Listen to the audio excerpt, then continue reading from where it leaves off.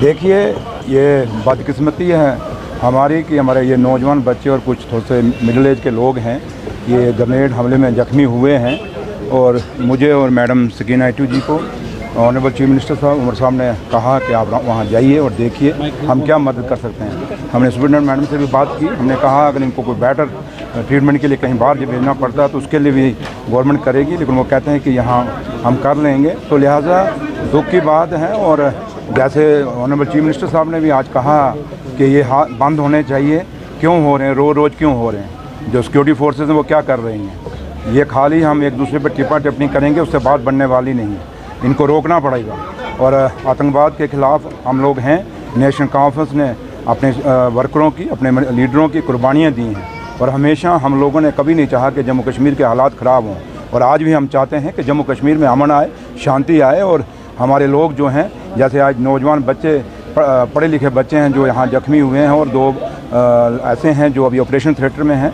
अब हम वहाँ तो जा नहीं सकते थे, लेकिन उस भगवान के आगे हम यही दुआ कर सकते हैं कि भगवान उनको ठीक करे और अच्छे हो जाएं और तंदुरुस्त हो जाएं। लेकिन एक बात है ज़रूर है कि ये घटनाएं हो रही हैं, जब से सरकार बनी है यहाँ सोच विचार करने की ज़रूरत है, और क्यों हो रही हैं और कैसे हो रही हैं, इस पर भी एक सवाल खड़ा होता है और हम सवाल खड़ा कर रहे हैं।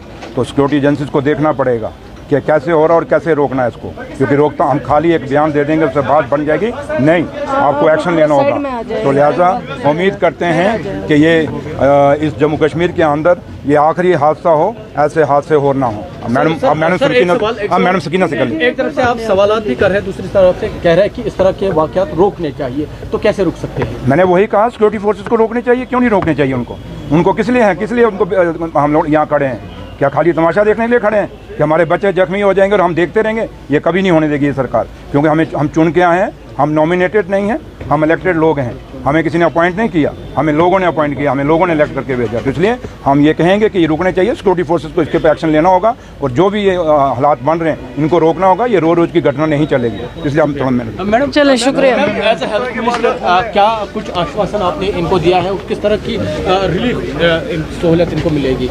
हम तो आए हैं इसीलिए कि अगर इनको कुछ भी ज़रूरत हो, कुछ भी करना होगा इनके लिए, वो गवर्नमेंट बिल्कुल तैयार है। यहाँ डॉक्टर्स हमारे बहुत काबिल हैं, इन लोगों ने भी कोशिश की है कि जल्द इनका इलाज हो सके, और इलाज चल रहा है। सभी पेशेंट से हम मिले, सिवाय 2 के जिनकी जो सर्जरी थिएटर में है, OT। तो इसलिए हमें जो भी पॉसिबल करना होगा वो हम ज़रूर करेंगे ताकि हम अपनी जानें बचा पाए। नंबर्स अगर जानना 11 जी। कल असेंबली का पहला इजलास करने वाला है, उससे पहले आप कैसे अटैक्स हम देखते हैं यहाँ पे कैसे नहीं होने चाहिए, ऐसे अटैक्स नहीं होने चाहिए। ये बदकिस्मती की बात है, और ये एक सवालिया निशान है कि ऐसे अटैक्स क्यों हो रहे हैं। और जब आप कह रहे थे कि यहाँ नॉर्मल सी है, सब कुछ ठीक है, कुछ भी नहीं है, तो अचानक ये रातों रात अगर ये सब कुछ हो रहा है, ये बजाज खुद एक सवालिया निशान है। शुक्रिया।